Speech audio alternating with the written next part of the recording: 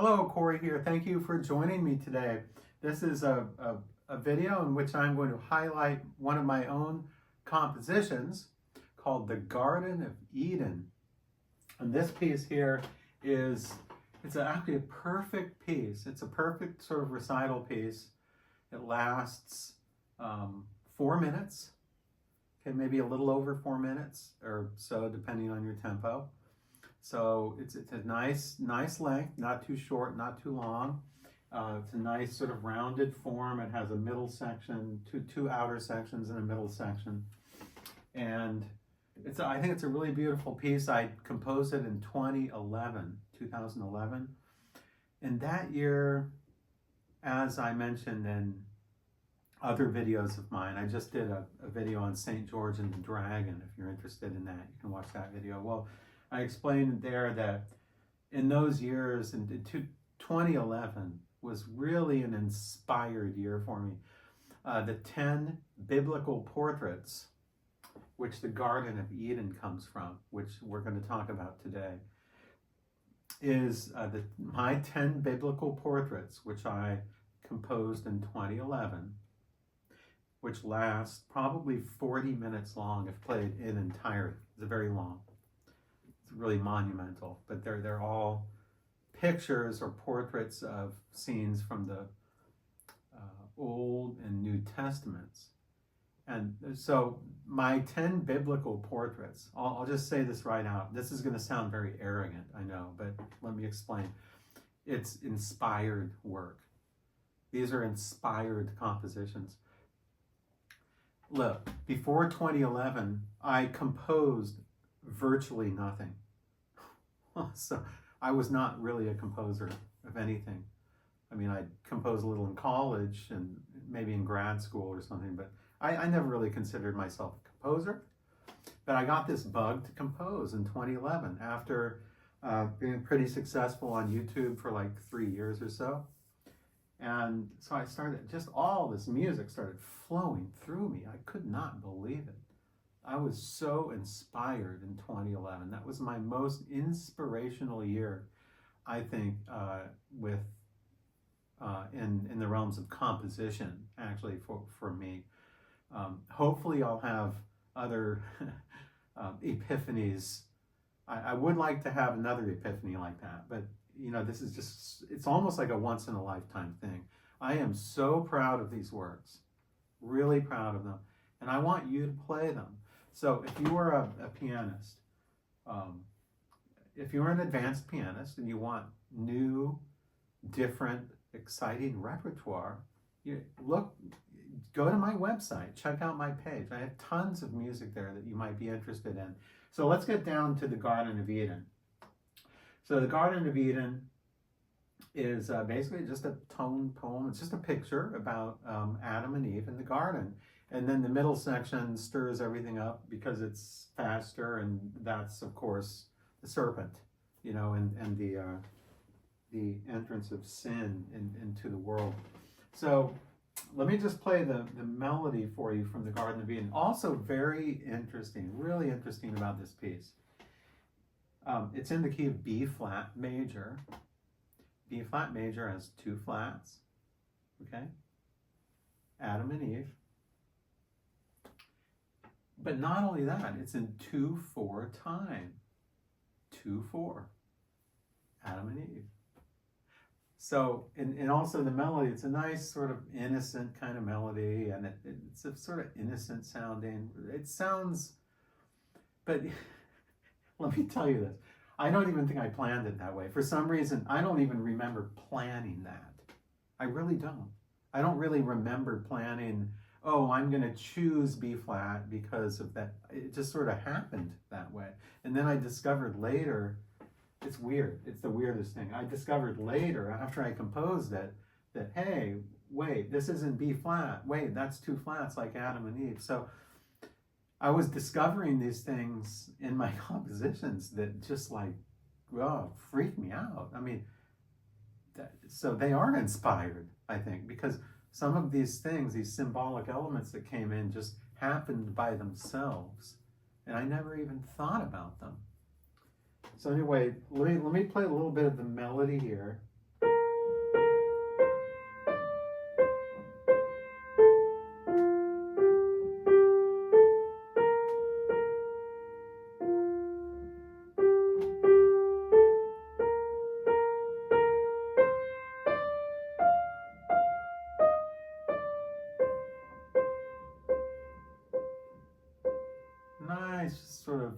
idyllic, kind of pastoral melody in the key of B flat.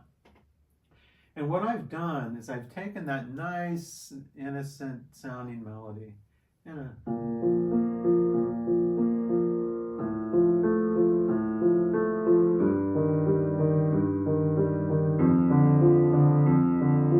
just taken this nice, graceful, sort of flowing bass like that. So I'm just going to play just that by itself. And then I'm going to show you what I inserted in the middle. So if you just have the melody and the bass, it sounds like this.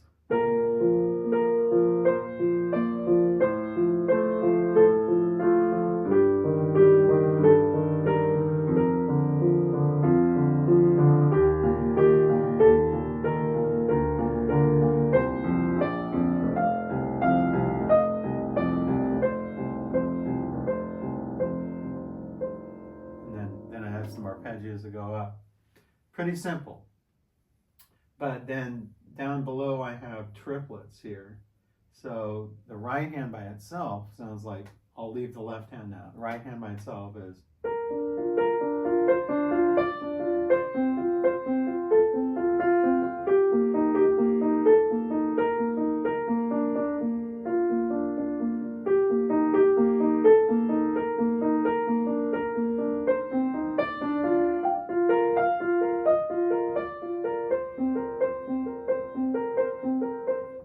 It's a very sort of Schubertian kind of texture, I think, like Franz Schubert. When I play this, I think at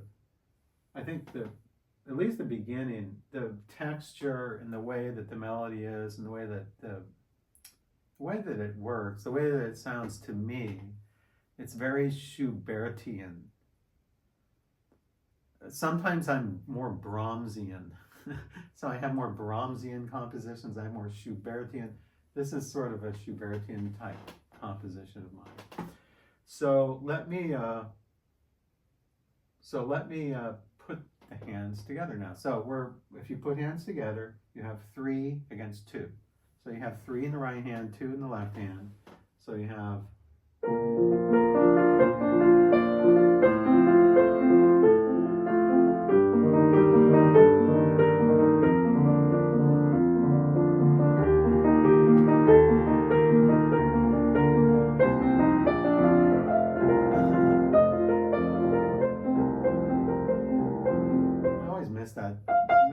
that top note. Let me do that again. It's beautiful. Sorry.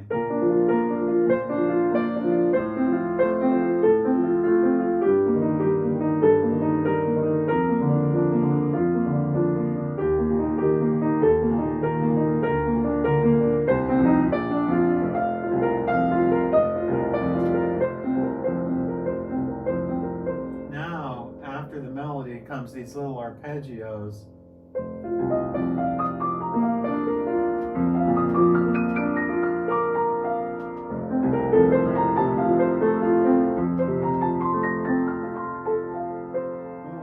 love that. Love the texture. And then it returns back to the melody.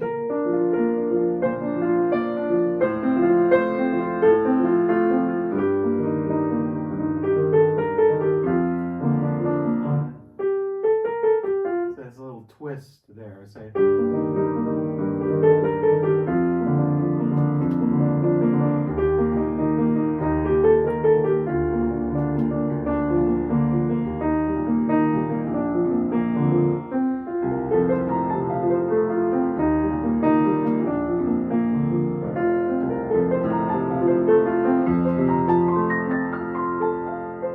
Then it goes in a little transition here.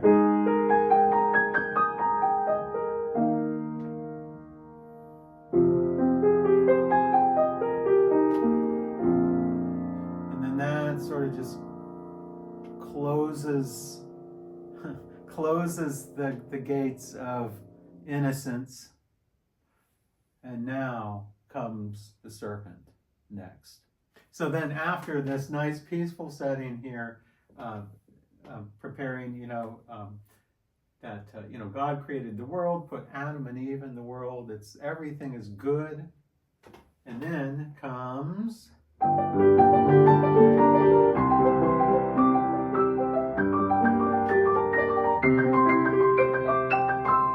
Comes a little more energy. Something's happening now. Something's happening. So we have G minor, C major,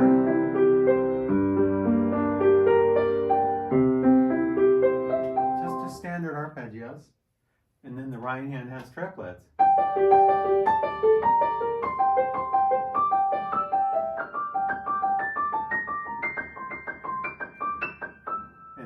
And then it switches it. Now it goes from the bottom to the top.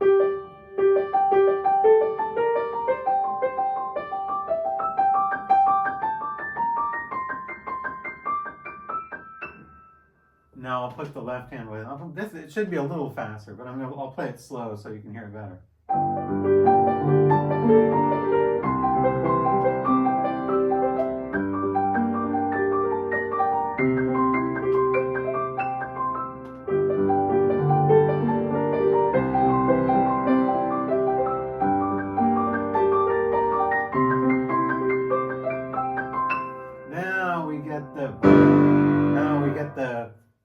This is when the serpent or the snake or whatever, the snake comes down.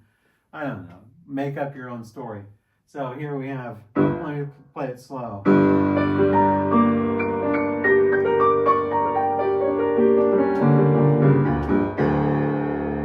it does it again.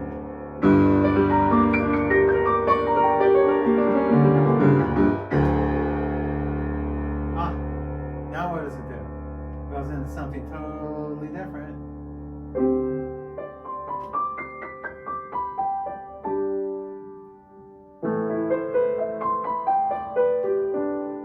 It goes back into something weird. It's just peaceful again.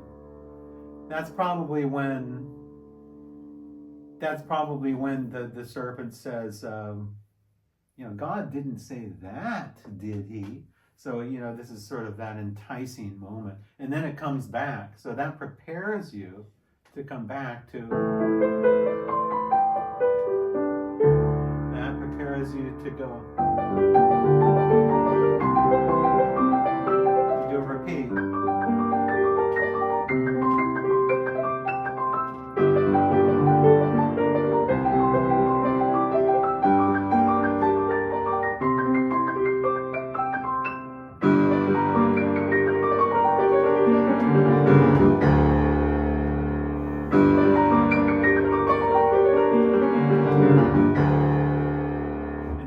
Also, I use a lot of tritone. It has that sort of evil kind of sound to it. So there are some diminished and tritones in there, and that's why that sounds that evil kind of sound that it's supposed to sound like, because it's the serpent who is Satan. So next, okay, so that transitions, it goes through, it repeats the middle, so the middle section repeats 2 times. Then the last time through it does this. Sorry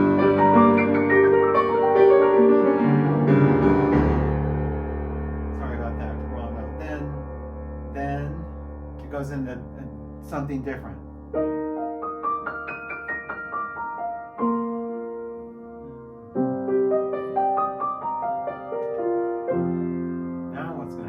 That brings us back to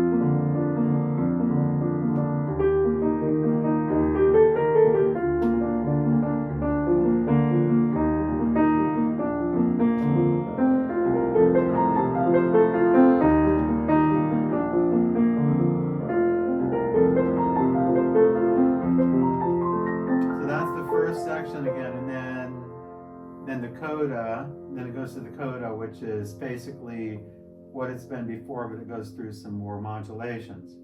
So let me take it from there when I start talking.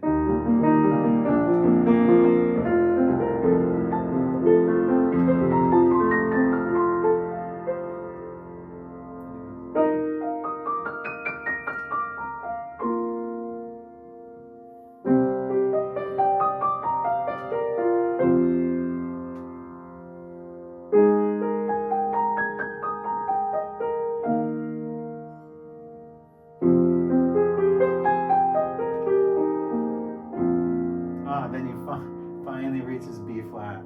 I love this part. It's so relaxing.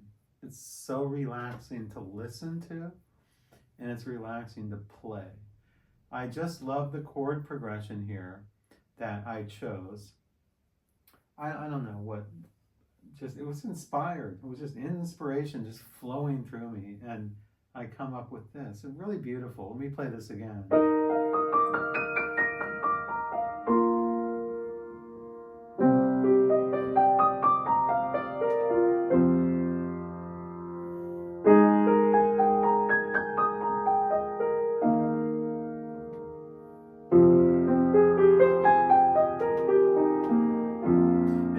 So much room for expression there. You can really, do a little crescendos up and crescendos down. It's so gratifying to play this. I love this. Now listen to what happens. So, I don't know. I could have just ended it there. I could have gone like this. And just ended on B flat. Because that B flat's the key, so you want to end in B flat. But what do? I put a little thumb. So listen to what I do at the end. It's cool, really cool sounding. So I'm going to play the whole coda here. I'll just tell you, I play an F chord over a B flat chord. It has this it sounds sort of like Aaron Copland or something, if you've ever heard his music.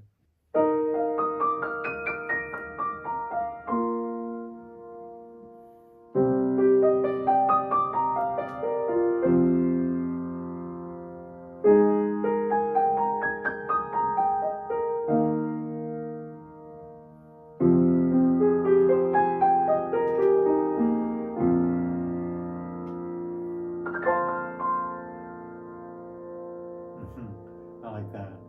So you have this nice B flat, this open B flat sound, and then you have just these little bells going in the distance, and you just hold that for several seconds, and then you just let it fade away. So yes, it has its difficulties, but actually it's not too terribly difficult. I would say the part in the middle, the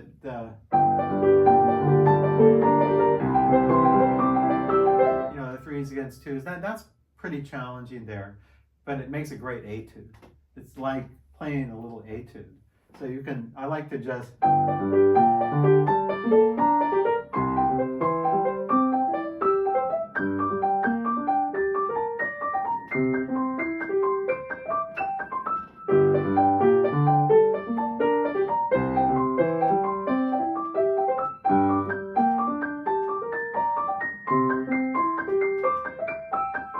So I just played all of that at a slow speed with no pedal, which I like to do just so I can feel everything and hear everything really well.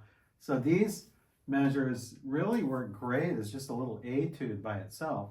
And then this is like a little etude as well, though.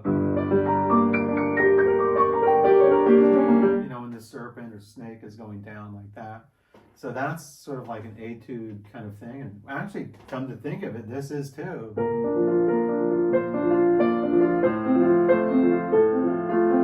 I mean, in a way, everything's sort of like an etude in a way, because every section has a different sort of technical challenge in it.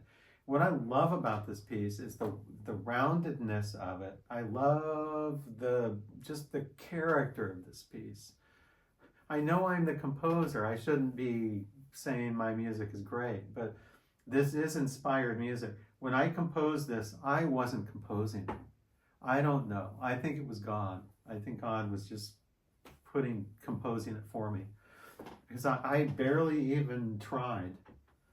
I mean, this was like, just came out, you know. I mean, this was easy for me to compose. And, you know, it doesn't happen like that all the time. That's like a once in a lifetime thing. So this is inspired music. If you want something different, something exciting, something that people will really listen to, and it's something that you haven't heard before. Nobody's heard this before. If you want something exciting for your piano studios or you know, recital halls, get this. Get my 10 biblical portraits. You won't regret it. They're fantastic, inspired compositions. Thank you for joining me in this video, and stay tuned for more videos where I will highlight my own compositions in this series of videos. So thank you again.